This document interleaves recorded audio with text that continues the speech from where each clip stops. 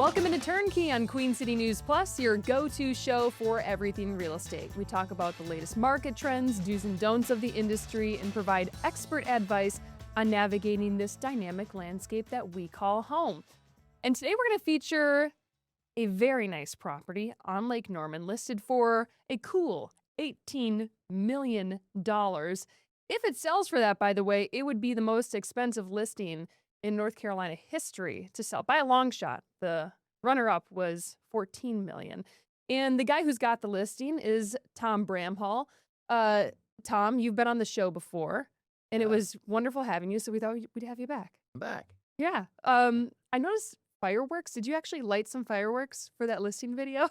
I would love to say yes, but that Little bit of actually AI? was the beauty of AI. Okay. Yeah. Okay. Yeah. I was going to say they look too perfect, but it did give me a nice visual of what my life would be like if I decided to purchase this house. Oh, yeah. Yeah, the property is insane. And being on an island, you'd be able to see all the fireworks around the 4th of July. Yeah. So where exactly is this on Lake Norman? It's in Cornelius. Okay. So that would be right off exit 28 on I-77. But yeah, it's right in the heart of Cornelius. I noticed that it's Regatta Island. The road leading up to it is, I believe, Regatta Island Drive. Okay. But with a lot of these high dollar listings, you see this on HGTV a lot, that they give the house a name. Yeah. Why do you think that is? It's branding and marketing Yeah. is, I think, the biggest part of it. But I actually went through that myself. Was trying to come up with a name for the property, and then I just ended up I was like, you know what, Regatta Island. Keep it simple. It's Regatta Island. It is. It's on an island. It's a great name for it. Actually, one of your marketing videos, you say something like, "How would you like your own personal island?" Yeah. And I thought, well, I would. I really would. I don't know if I would get approved for that big of a mortgage, though, unfortunately. So how do you get to even get in the room of having the conversation with these sellers? Ivester Jackson is the firm where you hang your license, and they're known for having some luxury listings. I know Reed Jackson, we've interviewed him in the past. He's had the most expensive listing in North Carolina over in the Highlands. But how do you get the listing? How do you get your foot in the door? A lot of it's just relationship based, right? That's how I was able to obtain this listing, was through relationships. I think most agents, especially in the higher price points, it's a lot of it's relationship based. So yeah, just having a tight network and being available and being in the right place at the right time and putting in the work and having the relationship. What's this I hear about something involving like a poker game or something? Yeah. So I was invited to a poker game. I met the seller and just shooting in the breeze. Yeah.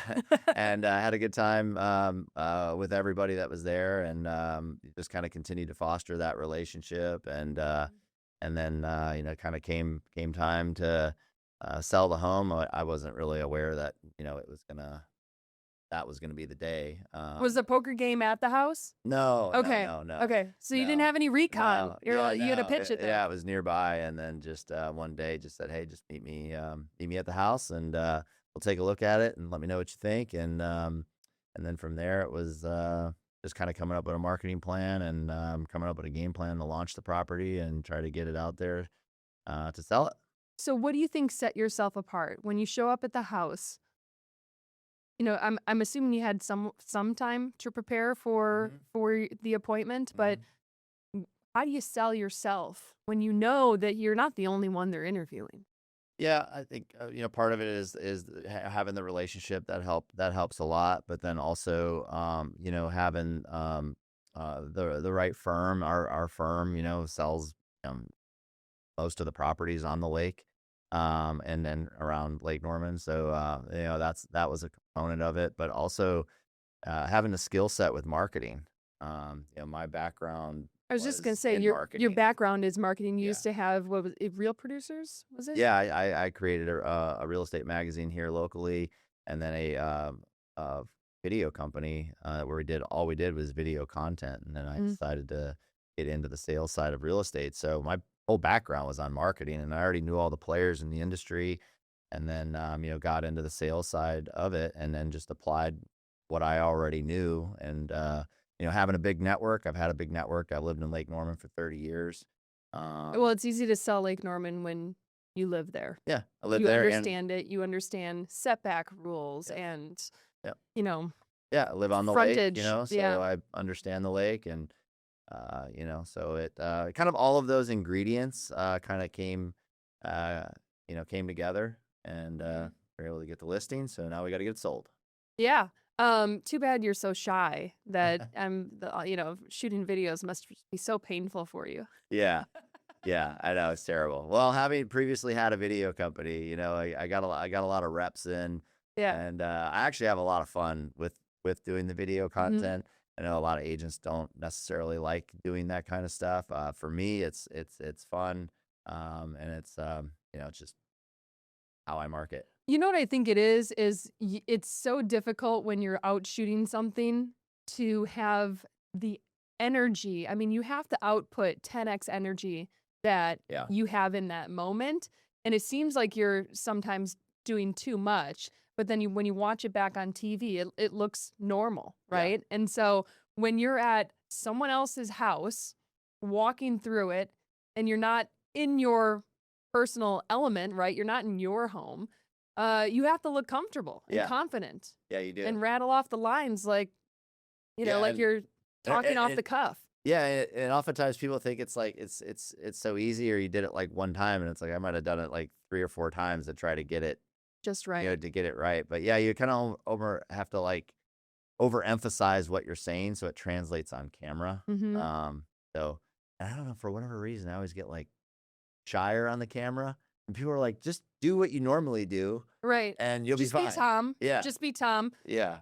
Um, So I think I've met most of your family. yeah, Your brother Steve is a good friend of ours, yeah. and I don't know if I've met a quiet Bram Hall. No, well, you haven't met the loudest one then.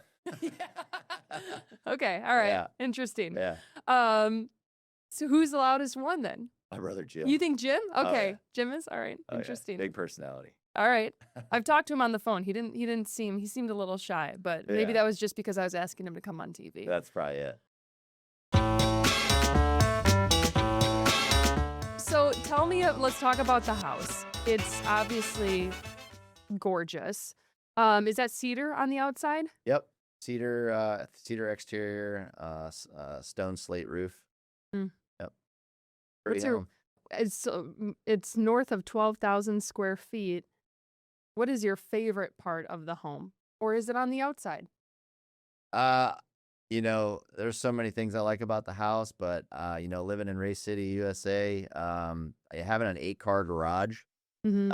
is, I think, a unique feature. A lot of homes that are in this category tend to have a 4-car garage, and this has an 8-car garage. So Hmm. if you're a car lover, you can park all your hot rods or exotics or whatever you have right there at home. So I got to ask the question that everyone's wondering, and I know what your answer is going to be, but I have to ask it anyway, is who's the seller? Okay. All right. We'll let that one slide just Yeah, this time. yeah, That's not uncommon though. You see with a lot of these properties that they like their privacy and they have these houses is on 3 acres, yeah, right?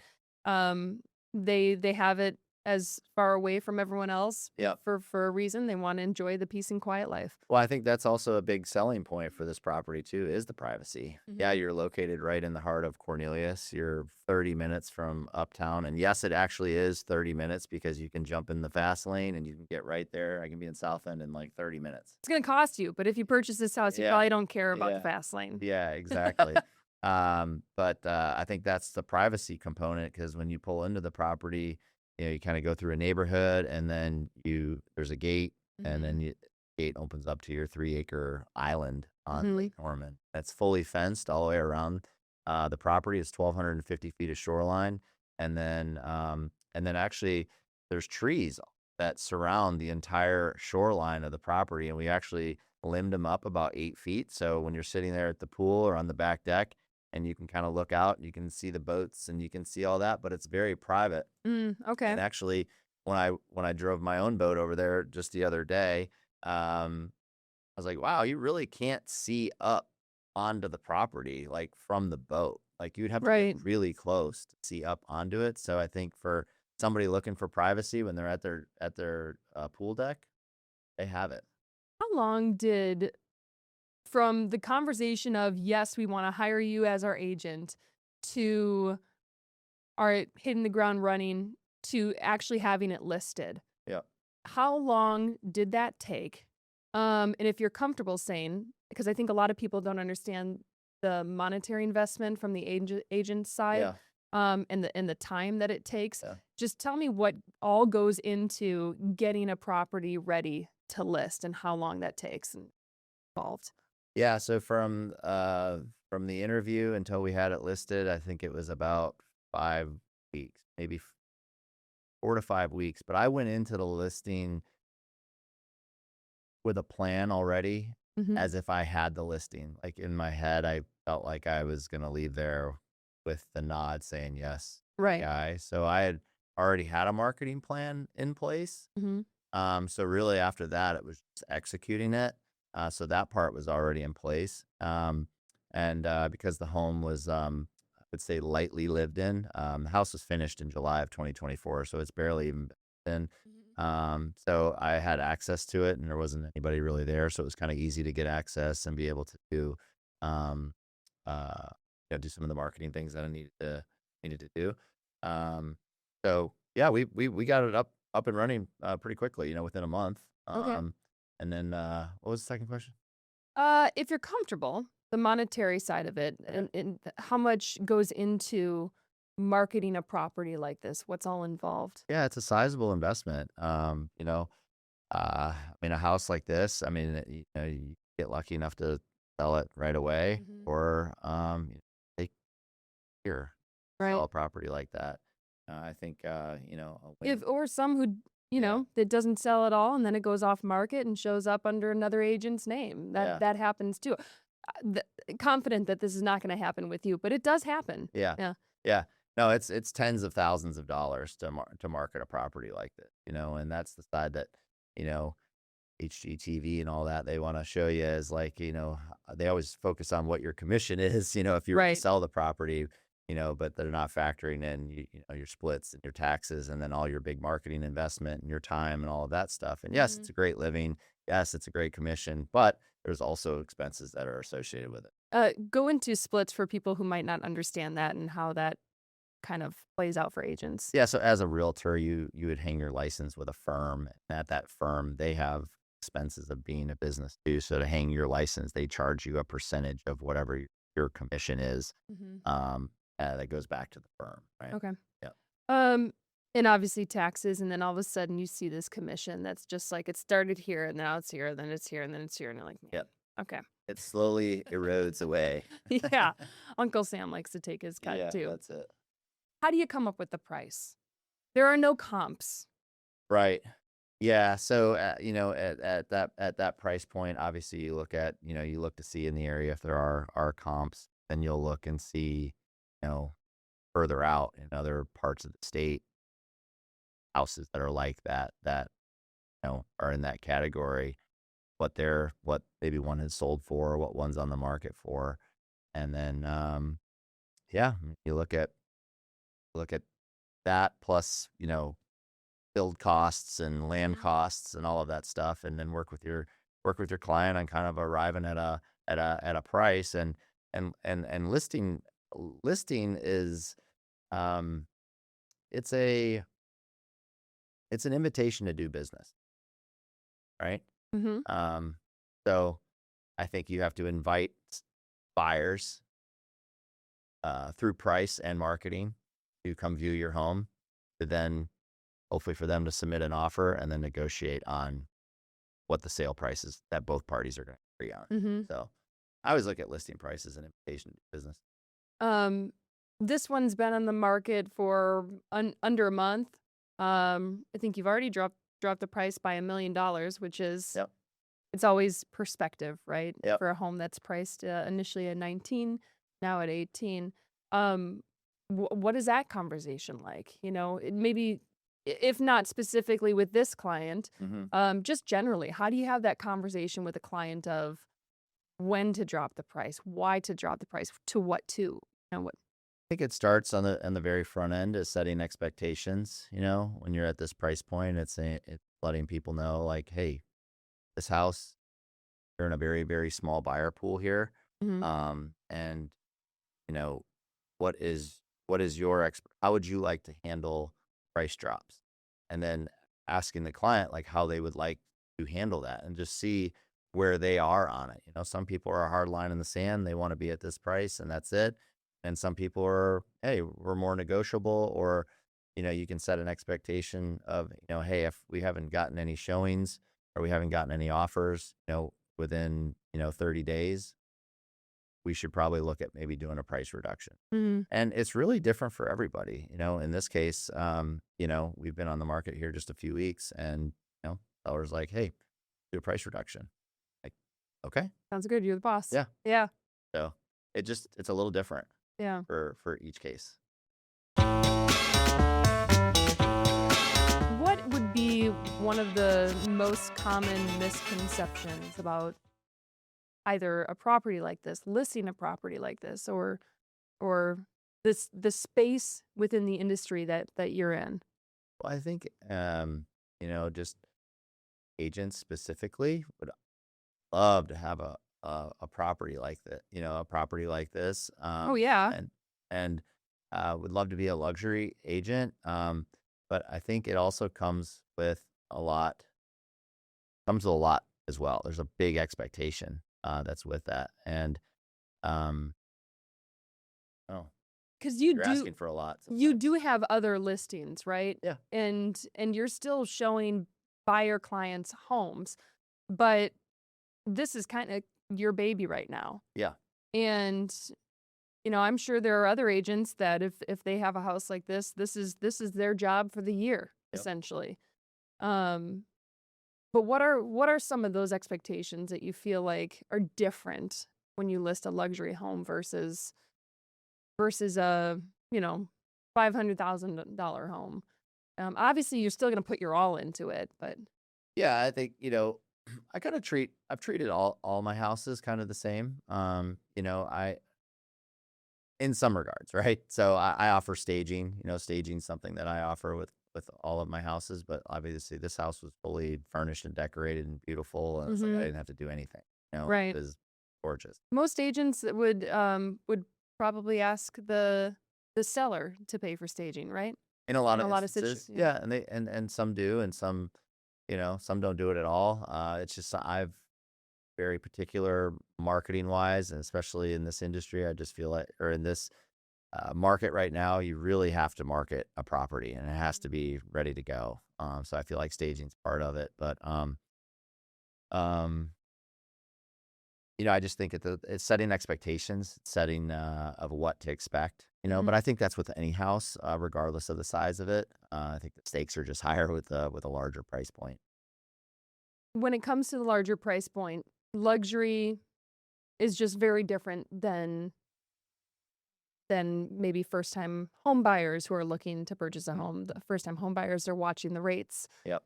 Um, how do you feel like luxury has changed throughout the years? Do you feel like it's gotten stronger, or do you feel like, um, I guess what's the level of interest in Right luxury? now, I think the higher price points are doing really well. That under 5 million at Mhm. the lake is doing really well. If it's on the water, move-in ready, and it's under 5 million, it's moving. I What's think. entry at the lake right now? Oh, If you want that- if you want waterfront in a home that you at want least good doesn't need water? major renovations. Yeah. If you want good water and a house that doesn't need major renovations, I think it's $2 million. Okay. I think 2 million is your benchmark. That's not surprising, Yeah. I think. Yeah. Yeah. And with waterfront, it varies because Lake Norman, you could be in the back of a cove and it be Right. on the water, but it's narrow, it's skinny water. It's not a big view. You have Christian access. McCaffrey's home, Yeah. which he ended up keeping, by the way. It was on the market, and they ended up deciding to keep the house. He's tucked back in Yep. a cove for a very specific reason. Yep. He was really worried that he didn't want people, driving boats past his house and invading his privacy. Yep. So, I mean, there is a market for that too, but I think most people would want the view to be on, Big view. either the main channel or view, right off big the main water. channel. Yeah. I mean, that's really what people want, but you also have to pay for that. So it might Right. be a Sunrise tear versus down, sunset. brick ranch or something. They're Yeah. like, why is that $3 million? Well, because of the view. But you Mhm. take that same house and you put it in the back of a cove where it has seasonal water and your dock is sitting in the mud in January because they dropped the lake Well, levels. everyone's sitting It's in a the mud totally right now. different price. Yeah, right now the lake is so low. Yeah. Yeah. Well, Lake Norman's always a little bit better than Mountain Island Lake and Lake Wiley when it comes to water levels because it controls it all. Yeah. Yeah. We like to think we're the best lake. Yeah. I wouldn't argue necessarily with that. So what else about selling waterfront is just different? What do people not know? Why I think where you're located on the lake, understanding what is important to them. If they're from out of town and they're from out of town, it's like, hey, this is what you can access, by the water. Understanding if are they big boaters? What do they know about boating? What would they like to do on the lake? And then being able to better hone them in on, hey, if you're on, the east side of Brawley School Road in Mooresville, you're able to access, Eddie's and Hello Sailor and all of these different restaurants. But if you're on the other side, it's a much longer drive, right? If you're in the back of a cove and you're purchasing a home and your dock is different than a dock that you would want on the main channel. On the main channel, you would want a fixed dock because boats are driving by it all day long, lots of waves, you're getting Right. a lot of wear and tear on your dock. Mm-hmm. You need an agent that knows that because, a dock is $100,000, Right. $200,000. And regardless, you put your name and phone number on the Yeah. dock because if something happens, a big storm, and it starts to go downstream, at least if someone finds it, they might give you a call. Get your dock back. Yeah, get your dock back. Yeah. I'm from Green Bay, Wisconsin. It would happen all the time, Yeah. especially, people, when winter's coming, they don't take their dock out, and all of a sudden it's gone Yeah. when the ice comes through. So it happens. Yeah. Right. Yeah. Yeah. So just understanding the waterfront, how people want to leverage the lake. Are they commuting? Mhm. Are they going to be commuting into Charlotte every day for work? All right. Well, this is what this is what you can expect on drive Right. times and traffic. That kind of thing. Right. Yeah. I mean, if you're on the west, even just being the west side of the lake versus the east side of the lake, there's Yeah. a big difference in commute time there. Yeah. Commute and amenities, schools, Mhm. like all of that. All of that stuff. There's a big difference between like the Mooresville Cornelius, I-77 corridor than there is on the Denver side, which is Highway 16. Going back to this beautiful house that you've listed, we mentioned that it's called Regatta Island. Regatta Mhm. is kind of lends itself to sailing. Mm-hmm. Any sort of connection there with sailing or a passion there, or is it just For me personally, no for for Um, you personally? no. Just curious if Yeah. that's what inspired the name. No, it was just the road name. So, and the neighborhood. Oh, okay. Yeah. Well, it's a beautiful house, Tom, and I hope that you have luck selling it. I can't imagine anyone would want to say no to this, but I guess it's got to be right for the right person. We have had a showing. So, Okay, So fingers crossed. fingers crossed. We Yeah, need a couple more of the right showings. yeah. It just takes one, right? It just takes one. Well, thank you so much for coming on Turnkey. Really appreciate it. Making the drive all the way from Oh yeah. Lake Easy drive. Norman. No Yeah, problem. yeah. Appreciate you being Yeah. on the show. Thank you. To everyone else out there, thank you so much for watching this latest episode of Turnkey on Queen City News Plus. We'll see you next time.